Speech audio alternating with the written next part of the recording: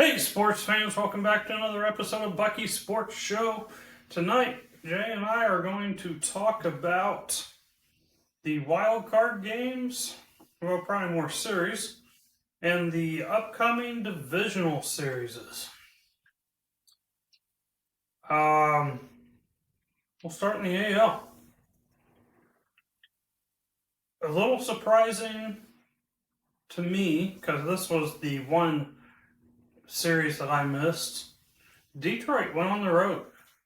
Yeah, me and you both thought that Cleveland's momentum and the fact that they were at home, which we both brought up, that it might keep on carrying. But I kind of think it kind of goes to show that you can only buck the odds so long, because I truly did think that top to bottom, Detroit had a better team than Cleveland. They just weren't showing it. Right. And so they finally came through when they needed it. And every team goes through a spell. Right. Where they don't play well. Right. And if Detroit's coming out of that, yeah. Hopefully, what Seattle was doing last week will be good enough to keep their momentum going. Yeah, we've seen so many in the past. We've seen so many wild card teams do well in the division series against the teams. It's nice to get the bye, but it can bite you. It's hard. It is. It's hard to come back. Yeah. So we'll see. But I think AJ Hinch is especially glad that they won that series, because I think he would have had some interesting questions to answer. I mean, nobody could believe when he pulled Riley Green out of that game and ended up not only the first time with runners on base, but in the 8th inning, I think it was, they had 2 runners on base again, and his spot came up and he was gone. Well, I think managers are a little bit too obsessed at times with the lefty-righty matchup thing. If you're a great player, and Riley Green was their best player all year long, their best offensive player hands down, you're gonna hit righties or lefties. And the announcers, everybody on the network the next day analyzing it, could not believe that he pulled Riley Green in that game. Well, they came back and won the next game, so I guess he's off the hook, but that was a shock. Yeah, but I think it also goes to show, and this coming from someone that coached, coaches know their teams better than anyone else knows their teams. They're the ones that are with them every day. Sometimes hunches don't work out. But, if someone pulls somebody, I trust that, okay, well, he's with them every day. Yeah. I don't know what the reasoning would have been. Might ask him. But they lost that game. Right. So, not all hunches work out. So, Oh, yeah. Sometimes you sit there and why would he do that? And it's like, all right, that's why he did that. But, Well, I think he did it because of the stats. I would rather go with a hunch than a stat. Yeah. And the guy he replaced him with, Jones, he did have a lot better stats against left-handers. Yeah. But I'd rather trust the player than the stats. But works out sometimes, doesn't work out sometimes. That's just the way it is. Yep. And he got off the hook. So hey. Yep. All right. Detroit, Seattle. Do I need to ask who you're going with there? Well, I'm definitely sentimentally rooting for the Mariners. I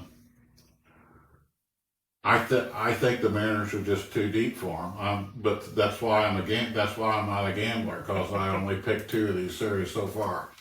But there's no glaring holes at all in that Seattle team. Yeah. They got the starting pitching. They got a bullpen. probably, well, a lot of people don't realize that, don't watch Seattle because unless you got the baseball package, you hardly ever can. Spire, the left-handed reliever out of the bullpen, he's got like 55, 60 strikeouts. He's only walked 2 guys. He's probably the best left-handed reliever in the game, and he's your setup guy. Yeah. But Julio's playing great now. There's no weakness anywhere, and once you get past Scooble, I don't have a whole lot of faith because, I mean, credit to Cleveland, but let's face it, it's not one of the best offensive teams that they had to beat. So, I just don't. Odds have got to be heavily in favor of the Mariners. Have to be. They are in favor of the Mariners, especially Game 1. Detroit's pitching Troy Melton. See, I never even heard of him. So, Seattle's minus 225. Yeah. And minus 100 is kind of that even Did money. Seattle pick a starter yet? George Kirby. Okay. That kind of surprises me a little bit. Must be something to do with matchups because, well, and here's the other thing. Wu, who is their best pitcher statistic-wise, led the team in 6th inning outings. Was one of the top guys in the ERA in the league. He, whatever the name of the muscle is, he pulled a muscle in his last start before the regular season ended, so he may not be ready yet. That probably is why Kirby's starting. Yeah, because they announced Game 2 as Luis Castillo. Oh, Castillo, yeah, he's a veteran. Yeah, he's an ex-Red. But the Tigers are still undecided. Well, they're probably waiting to see, how rested one Scooble is and see how one goes, Yeah. Okay, so in this series, I'm taking Seattle. They're the betting favorite. I think they're the better team. I think they're going to win. If you're listening, watching, whatever, and you're going to take my parlay that I'm going to give you on who I'm taking betting wise, figure out the one I'm going to get wrong because I'm going to get 3 right and I'm going to miss 1. I'm always 3 for 4. Okay. I can never get that 4th one right. Okay. So give me Seattle on that one. That one's not going to be wrong. And next up, let's scoot on down. Let's talk about the Yankees-Red Sox series. Boston kind of Yankees actually kind of gave that one away. Yeah. Because I watched that game because my man Max Fried was throwing in it. And kind of disappointed with the Yankee bullpen there. Yeah. Well, that's been a problem for them off and on all season. They thought they had it ironed out towards the end of the regular season. But it's still up and down. But, we call it right. And it was interesting that they were talking the other day that Crochet went to Cora before that game started and said, you'll only need to make 1 phone call during that game. I'll take you up until you get ready to put in Chapman, and that's exactly what he did. Yeah.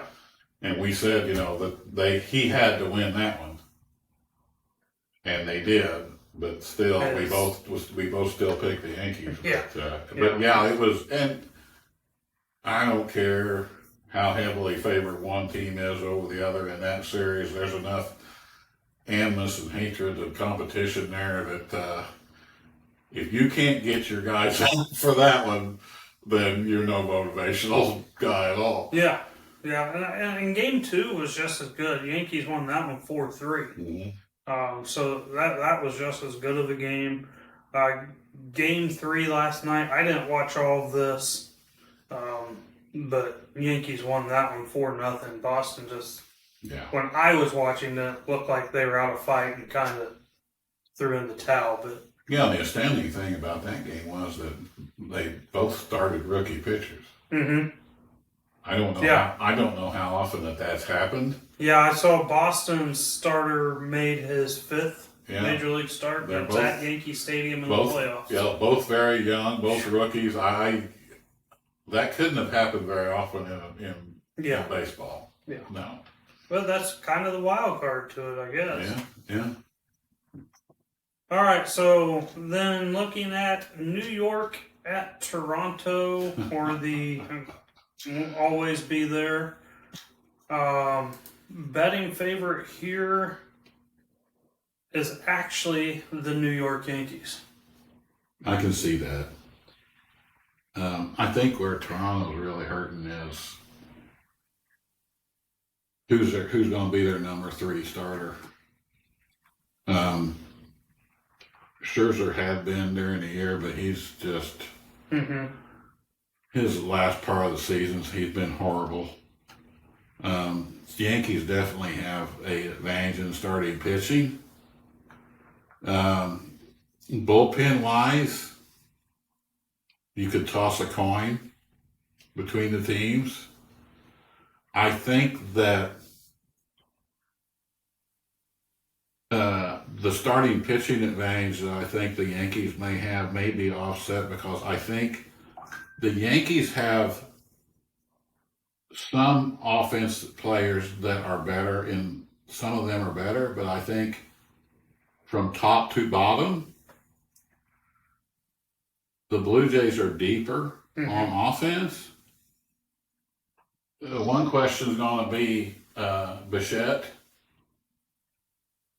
How healthy is he? You're right. He's been battling injuries all year. He's back. I don't know the last time he actually played in a game. He didn't finish the season in the lineup. So if he's healthy and able to contribute the way he's capable, I think that gives an advantage to the Blue Jays. And the other thing is, if you go back and look, and I don't know the numbers, the Yankees do not play well at Toronto. They just, I don't know if it's the AstroTurf, the Dome, they don't really play well there. So if the Blue Jays could steal one in New York, then they'd have a big advantage. And that crowd in Toronto with the Dome closed, wow. I wouldn't put money on either team. I mean, it's going to be, I think it'll go the whole way. Who would I pick? Wow. I think I just, here we, I did this last time, but I think I would pick the Blue Jays just because they have the home field advantage. Other than that, honestly, I think this game's going to come down to bullpen. Very well could. And I think that leans in favor of the Blue Jays. Yeah, a little bit, yeah. Now, my official pick here, if you're putting this parlay together, is the Toronto Blue Jays. But for my parlay, you think that one might be the one you missed? I will put the New York Yankees in the parlay and put separate money on the Blue Jays because my original pick that I still have money out there on was for the New York Yankees to win the World Series back in March, and that's still alive. So for me to win that one, I gotta win. They gotta win this series. All right. So I'm going to put the Yankees in the parlay. So you're just covering. And then I'm going to bet enough on the underdog to get that money back if it goes sideways. So you're going to cover your ass all the way around, yeah. Well, but what I'm going to do is jinx the Blue Jays. Yeah. So that my World Series pick from March lives on. Okay. That's really what it boils down to. I can see that. Okay. I can see that. That's my whole reasoning for the entire pick right Okay, there. all right. Nothing special, nothing. All right, we'll go to the top right of the bracket, the Cincinnati Reds at Los Angeles Dodgers. These two games were an absolute nightmare for Cincinnati fans.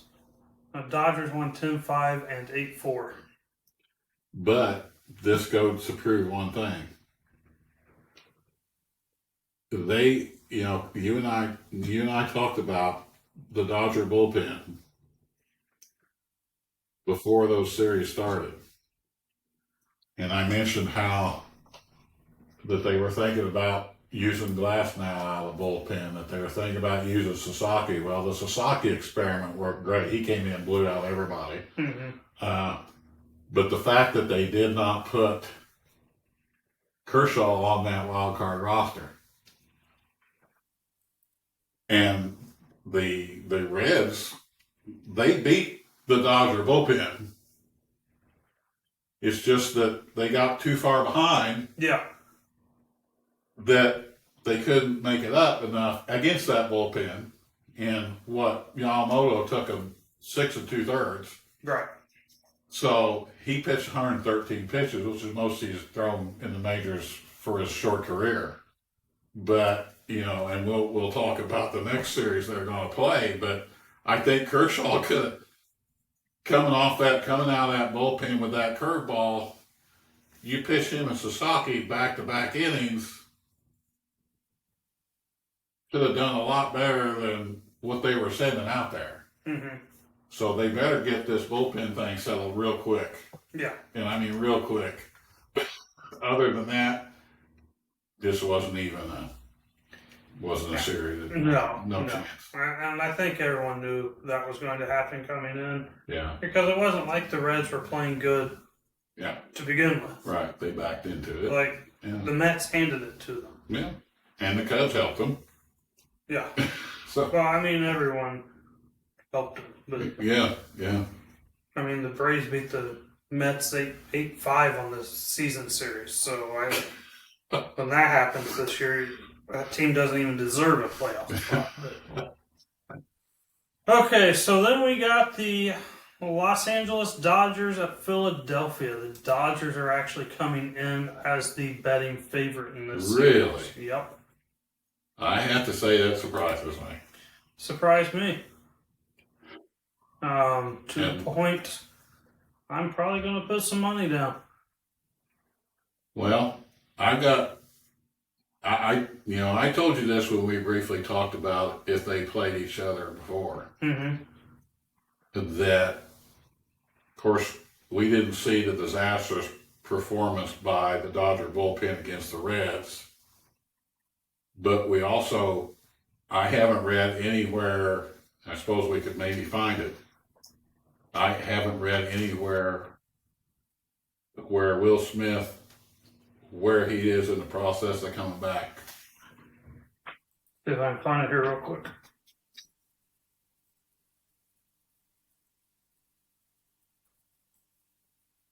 You've got, you give with one hand and take with the other. One team may have an advantage in one place and the other team in another. They put him on the roster. Right. But all they're saying is he's available. Right. Not sure if he will catch or DH or, but may be available to bat. Yeah. I don't know. I think, you analyze the different facets of the game and you take starting pitching. I think the Dodgers are right, maybe pretty even, but with the edge going just a hair maybe to the Dodgers. Depending on how and we don't know yet how that whole rotation is going to fill out, if the Reds-Dodgers series had gone 3, they had Ohtani scheduled to pitch game 3. Well, is he still going to be the game 3 pitcher, or are they going to bring Glass now the bullpen to be the number 3 pitcher? I don't know. And then the question about Will Smith, and then, like I said, if they don't get that bullpen straightened out in a hurry, there's no way that the bullpen, if they perform like they did against the Reds, the Phillies will eat them alive. But you got the experience of the Dodgers. They're not going to be afraid of anybody, but I don't think Philadelphia is either. The one guy that's just an enigma to me, and I don't know if they feed him different during the playoffs or what. But Tommy Edman,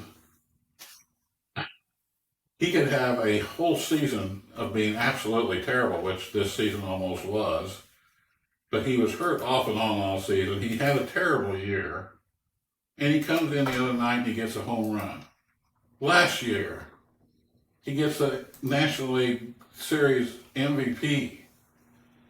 He plays everywhere, anywhere you want to put him. And Kiki Hernandez, he's had that reputation even when he was with Boston. You get those two guys in the playoffs, you don't know what they're going to do. Yeah. So, me, unless somebody holds a gun to my head and tells me I have to pick one, I'm not putting any money either way on this. And this is too tough for me to call. Well, I'll make a call. All right, you're the gambler. You go ahead. Because I think top to bottom, 1 through 9, Philadelphia has the best lineup. Mm-hmm. You add that into Red October. Yeah. Philadelphia is damn near impossible to go into in October and win a baseball game at. Mm-hmm. And they will win one on the road. So, but they don't have to. They don't have to, but they will. Mm-hmm. Which means you got to go still 2 in Philadelphia if you want to win the series. You got to go win 1 and then try and hold court, but you're not going to, and then go try to win either 6 or 7. Mm-hmm. Not going to happen. Not going to happen. Give me the Phillies. I don't understand why they are the betting underdog here. Well, but you're the one the other night that said that how Las Vegas always gets it right. I said they're right more times than not, but they get it wrong some. Give me the Phillies. This is where they need me. They aren't counting in the Red October. Okay, all right. They're not looking at the. I don't. You mean that Red October has bit you before? That Red October has bit me quite a few times.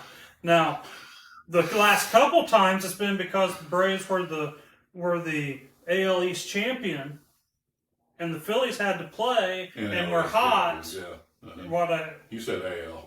NL East champions. Yes, and the Phillies were hot coming in off the wild card. Now that could bite them. With the Dodgers have already been played 2 games. That's true. But I'm still taking the Phillies. I think it's hard to win in Philadelphia in October. I've looked foolish enough already. I'm not. Okay, and then we've got the last teams here we'll discuss. The Cubs and the Padres series. That was another fun series. I don't know if you watched any of it. I did. I turned it on. This was the one I watched the most because it was on when I got home from work. Well, being so early in the day, starting as early as it did, I was thankful that I have, the Detroit series, I listened to that. My company car has the MLB network, so I was able to listen to all the Detroit Cleveland games while I was on the road, and then like half of the Chicago series before I got home and watched the last of it. So yeah, I watched it and listened to it. I was a little surprised. I really did think that the Padres would win. Counsell is he's another one of those, we talk about the hunches. Nobody that I heard talking about the outcome of the games and the different decisions that were made can understand why he pitched to Machado with first base open in the second game. But there again, like I said. But anyway, being here and there, I was really, and not only was I surprised that Chicago won, but I was surprised that they won the third game fairly easily. Yeah, in that third game, though, I don't know if you got to watch it, Not much. but there was an obvious ball four after a home run that would have led to the bases being loaded with one out instead of runners on second and third with 2 outs. Okay. Next year, when we get that replay, it would have been an automatic. We're watching that. It would have been an obvious ball four. He would have taken his base. That, I think, I don't know if it would have changed anything. It would have made things a lot tighter. Well, let's talk about that a second, because there are a lot of people out there that may be listening to us or watching us that have never experienced the ABS system. If you've not been to a minor league game, you've not seen it in action. And right. I was sent a survey by Major League Baseball of what I thought of the ABS system being used, and having seen it firsthand, I'm all for it for different reasons. But one of the reasons I think it'll really help the game is it's another facet that gets the fans involved. Now you go up and sit at Indianapolis and watch an Indians game, and this happens, and they put it up on the big screen. And the fans get there to sit and watch it, and they're sitting there cheering and oohing and ahhing how it turns out, all that kind of stuff. It's really getting them involved. Yeah. And then, got the baseball package. I watch all teams. I watch ball games every night. Maybe it's my imagination, but I have seen more. Sure, close calls get blown once in a while. But I've seen more obvious calls get blown this year than I've ever seen before. And the perfect example was Yamamoto for the Dodgers had an immaculate inning going. He got to the last pitch. If the last pitch had been called a strike, he would have had an immaculate inning. The umpire called the ball. They put it up on the TV screen. I took a picture of it on the TV screen. I mean, sure, okay, if it's on the corner or right on the line, I can understand. But I mean, that damn thing was right down the middle, and everybody saw it but that umpire. The announcers were like, holy cow, how did you miss that? Yeah. So I'm really glad it's coming. And it's not going to slow the game up. It's not going to make a huge amount of difference because you only get 2 appeals per game. Right. And if you lose your appeal, you lose it. You get 2 a game. And if you don't win, you lose it. Yeah. So I like it. Yeah. Yeah. But like I said, I don't know if that would have made any difference, but right. It would have made it a little tighter for the Cubbies, but they won. Yeah. So they get the honor of playing the Milwaukee Brewers at Milwaukee. Yep. What do you think on that one? I've underestimated Milwaukee all year and last year. I in this case, I'm not going to underestimate them. I think they're as well coached team as is out there. They're the most fundamental team left. They're a team that makes fewer mistakes than anybody else. I don't see the Cubs being able to beat them. I don't think the home field advantage will be huge because that there's going to be Cub fans make the trip, being a couple hours away, and they're going to pay boatloads of money to be sitting where a Milwaukee fan would normally be sitting, and the Milwaukee fan is going to go to the bar happy and watch it on TV because he's got a pocket full of money.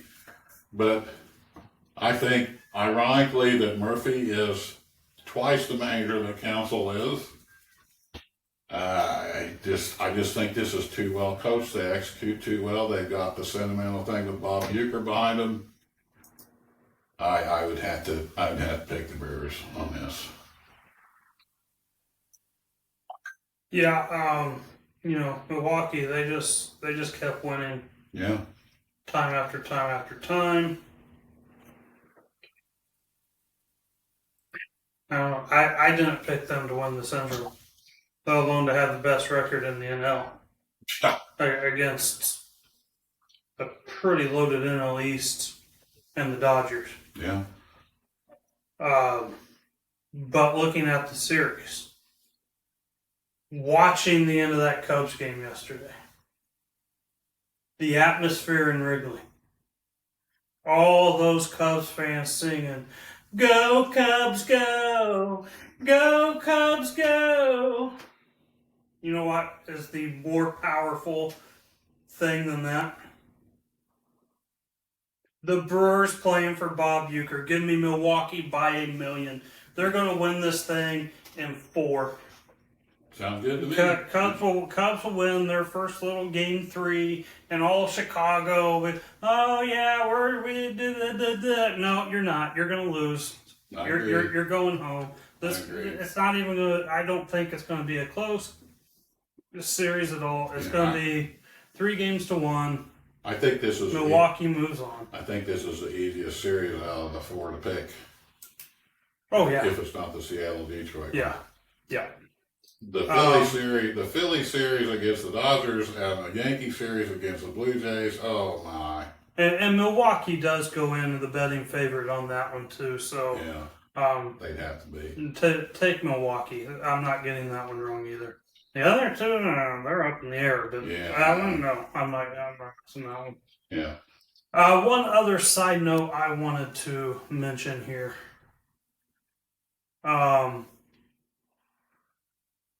Got the news this week that Brian Snitker, manager of the Braves, has decided to call it a career. Mm-hmm. He is staying with the organization. He is staying with the organization. Not something I wanted to see personally. You didn't want to see him retire? I did not. I wanted him to go out how he wanted to go out. And then this is a guy you talk about that been with the Braves organization for 49 years. Yeah. 49 years. Mm-hmm. Hank Aaron released him as a catcher only to make him some sort of coach the next day. Okay. Or actually in the same sentence. Hey, look, we want you to be a coach. This is going to be your last day as a catcher. But tomorrow you're coming in as a coach. Okay. So to have that in some capacity over 49 years as a Brave is absolutely incredible. Well, let me ask you this: you're a Braves fan. Do you think that he was under any pressure at all to retire? Or do you think it was 100% his decision? It is 100% his decision. Okay, good. Well, that's good. Yeah. Yeah. When you look at it, and there were a lot of fans that did not like Brian Snitker for whatever reason. I don't understand why they didn't like him.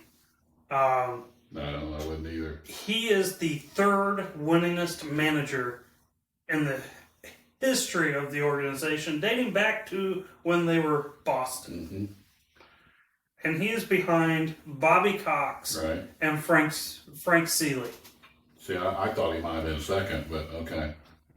Well, Frank Seeley coached from 1890 to 1901. So in modern era, he is number 2. Okay, well that must have been what they said the other day then. But, Seeley was coached back in the 1800s, so 150 some years ago or whatever it is now. Mm-hmm. I don't understand why people want him gone. I don't get it.